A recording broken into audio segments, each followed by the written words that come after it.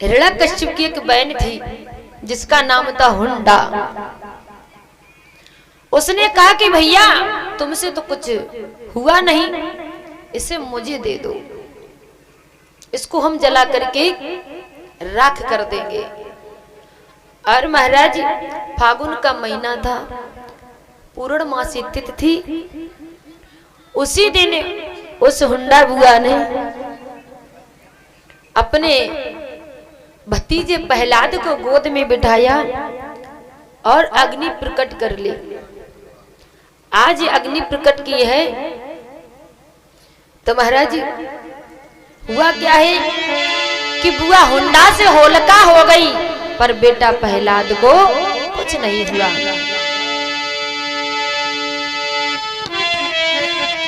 और उसके बाद में अब हिरण्यकश्यप को और क्रोध आया, आखिरकार इसको कुछ हो क्यों नहीं रहा है। हमारी बहन जल करके राख हो गई और उसी समय से ये होली का उत्सव हम सब मनाने लगे। हाँ महाराज। और आज फिर से हिरण्यकश्यप ने पूछा कि ये बता दे कि तेरे भगवान हैं कहाँ। कहने लगे कहाँ है भगवान, तो तुम में है, हम में है, इस सारे संसार में है। भगवान का स्थान हर जीव में है। आज क्रोध में आकर के अपने लाल को अपने महल के खम्भे में बांध लिया। जब खम्भे में बांध लिया तो महाराज उसी समय पूछने लगे अब मुझे सत्य बता दे, नहीं तो तुझे हम मार देंगे।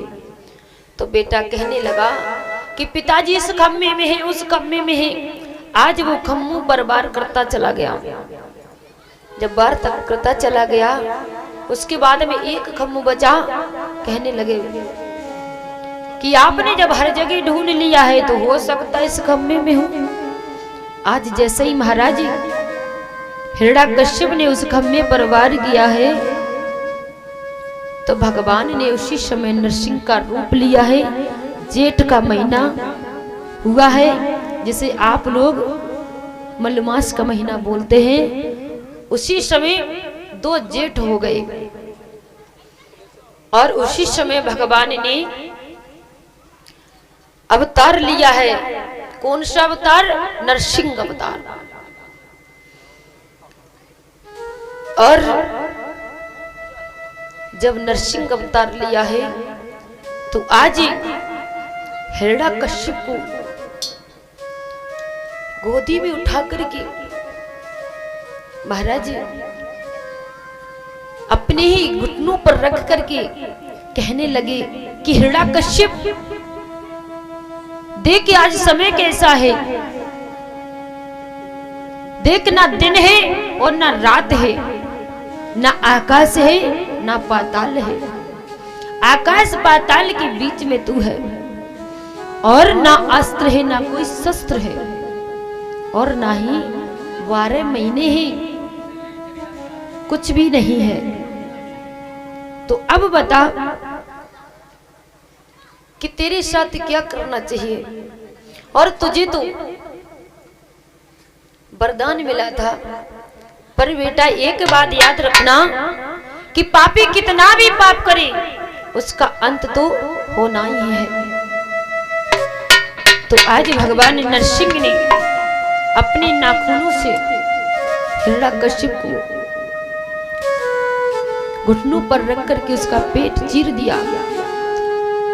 तो सभी लोग बोलिए नरसिंह भगवान की, भक्त और भगवान की।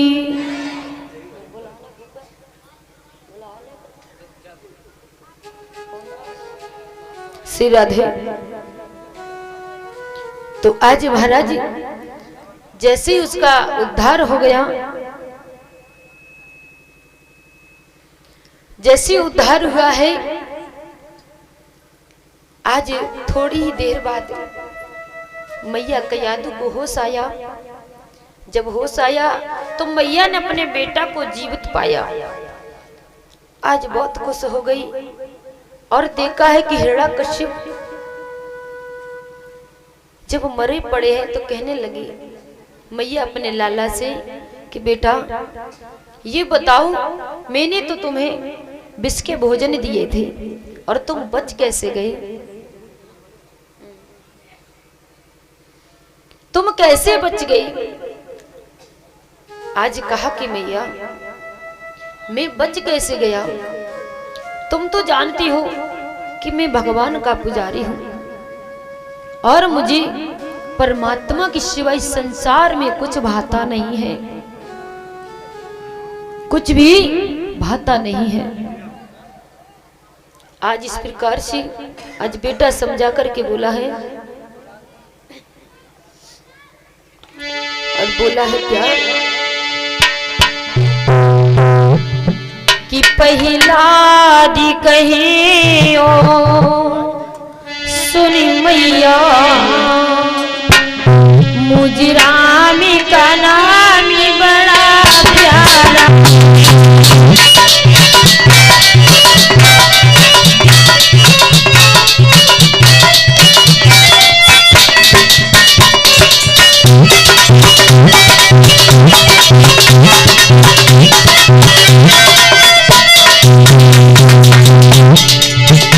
पहला कहियो सुन मैया मुझे राम का नाम बड़ा प्यारा।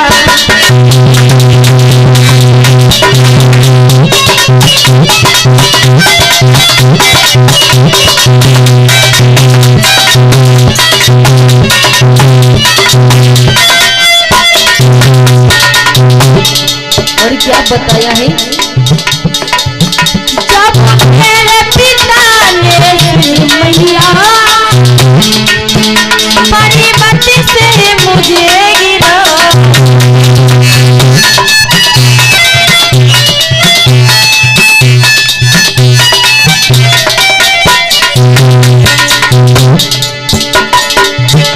जब मेरे पिता ने मैया बड़ी बत्ती से मुझे गिरा, तब मेरे प्रभु ने सुन मैया, तब मेरे प्रभु ने सुन मैया आकर के गोदिया।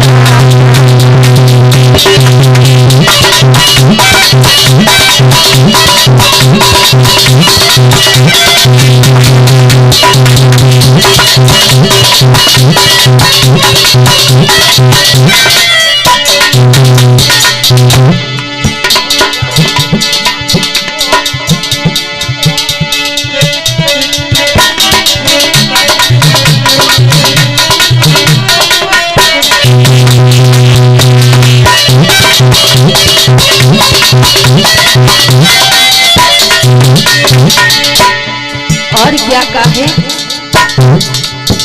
जब मेरी बुआ ने सुने मैया अग्नि में मुझे जला,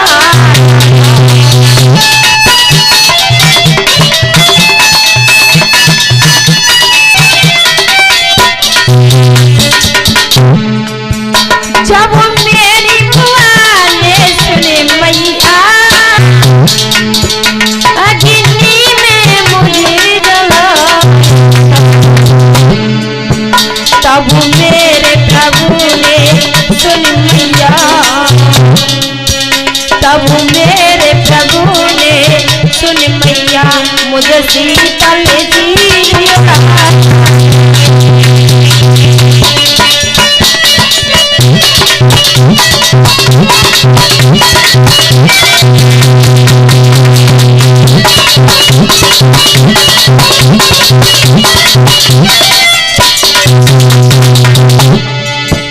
पहला दिखायो सुन मैया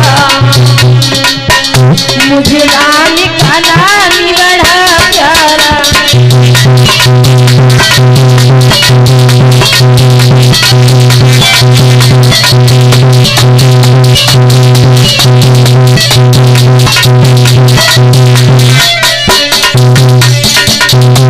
और क्या बताया है कि सुन मैया, जब मेरे पिता ने सुन मैया कम्मी से मुझे बना,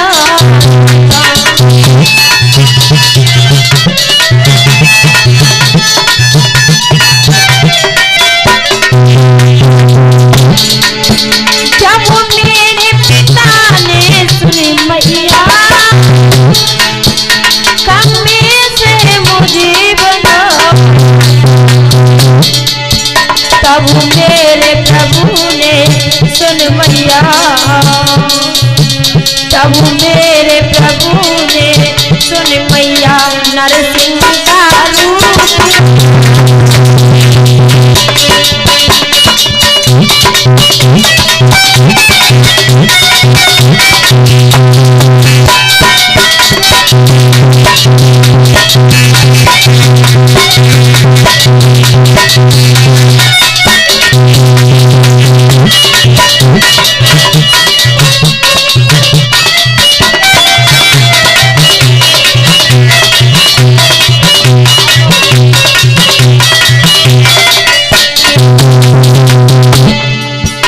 प्रहलाद कहियो सुन मैया मुझे राम का नाम बड़ा प्यारा,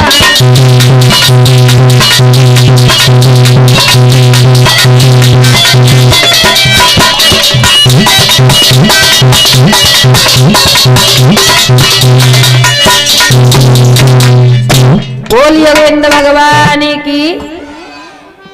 तो आज सारी बातें बता दी कि मैया कि जिस समय मेरे पिताजी ने मुझे मद्राचल पर्वत से नीचे रखा है, उसी समय भगवान ने मुझे आकर के गोद उठा लिया और हमारी बुआ ने मुझे अग्नि में जलाना चाहा तो भगवान ने शीतल चीरा करके मुझे उड़ा दिया और इस प्रकार से मैं जीवित हूं। तो महाराज अब ये जो हिरण्यकश्यप की बहन है हुंडा, ये बहुत ही सुंदर थी। जब ये बहुत सुंदर थी तो एक दिन ये भगवान की और माता रानी की पूजा करने के लिए सदैव मंदिर पर जाती थी और इतना ही नहीं, मैया भवानी को बहुत मनाती थी, पूजा अर्चन करती थी। तो एक दिन विपचिति उस मंदिर के पास से गुजर रही थी तो देखा है कि हुंडा बड़ी सुंदर है। अब महाराज पहले इसका प्रश्न सुनिए, उसके बाद उत्तर कि आखिरकार हुंडा ने ही क्यों प्रहलाद को जलाया, पर जल तो पाई नहीं, खुद जल करके राख हो गई। तो जब वहां पर देखा है हुंडा को तो वो मोहित हो गई, विप्रचिति मोहित हो गई। आज हुंडा माता रानी की पूजा करते समय आज मैया से कहती है कि माता मैंने अब तक आपसे कुछ भी नहीं मांगा और सदैव आपकी पूजा अर्चना करती हूँ, पर मैया मैं इतना ही चाहती हूँ कि हमारे महलों में सुख और शांति प्रदान करती रहना। उसके बाद में जैसी पूजा करके वो हुंडा मंदिर से बाहर निकली है तो विप्रचिति ने उनका हाथ पकड़ लिया, हाथ पकड़ लिया, कहने लगे हम तुमसे विवाह करेंगे। हुंडा कहने लगी कि हमसे विवाह करने के लिए तुम्हें हमारे भाई के साथ युद्ध करना पड़ेगा, हमारे भाई के साथ युद्ध करना पड़ेगा। आज विप्रचिति साथ में गई और महाराज उसके साथ में जब पहुंचे हैं महलों में तो बताया है बेटचिति ने हिरण्याकश्यप से कि मुझे तुम्हारी बहन पसंद है, मैं इससे शादी करना चाहता हूं। आज वही सवाल हिरण्याकश्यप का था कि तुम्हें हमसे मल्ल युद्ध करना होगा। कहने लगे ठीक है। आज हिरण्याकश्यप ने बेटचिति के साथ में मल्ल युद्ध किया तो बार बार परास्त हो गए। जब बार बार परास्त हो गए और उसके बाद में बेटचिति ने हुंडा के साथ में विवाह कर लिया और वहां से अपने स्थान को जा रहे थे तो रास्ते में फिर से मैया भवानी का मंदिर पड़ा। आज हाथ जोड़ करके हुंडा कहने लगी कि हे जगदम्बा, हे जगजननी, मैंने तुमसे कभी कुछ नहीं मांगा पर आज मांगती हूँ कि मैया मैं जानती हूँ कि मेरा भाई हमारे पति के हाथों से परास्त हो गया, मेरा भाई हमारे पति को जीवित नहीं छोड़ेगा। आकर के मैया मुझे दर्शन दो। तो मैया भवानी ने दर्शन दिए हैं और माता रानी ने कहा है कि बेटी तुम क्यों दुखी हो, तो आज सारी बात बता दी। तो मैया भवानी ने हुंडा को शीतल चीर दिया। कहा कि जब तक तुम्हारे सर पर ये शीतल चीर रहेगा तब तक तुम्हारे पति को कोई छू भी नहीं पाएगा। तो महाराज आज शीतल चीर पाकर के हुंडा अपने पति के साथ में चल देती है। जैसे ही अपने महल में पहुंचती है तो महाराज रात्रि के समय तो सर खुल ही जाता है। इधर हिरण्याकश्यप के मन में एक ही आग लगी है कि मैं कब उसे अपने जीजा को मारूं। जैसे ही रात्रि हुई इधर हिरण्याकश्यप ने अपनी तैयारी कर ली है उसको मारने की। और इधर जैसे ही हुंडा के सर से वो शीतल चीर गिरा है तब तक हिरण्याकश्यप पहुंच गया और उनका वध कर दिया। जब वध कर दिया तो हुंडा ने उसी समय कहा था कि भैया अगर मैंने भी तुम्हारे वंश को चलने दिया तो मैं भी हुंडा नहीं, आखिरकार मैं भी तुम्हारी बहन हूं। तो इसी कारण से हुंडा ने अपने भतीजे प्रहलाद को जलाना चाहा कि बदला था बहुत पुराना,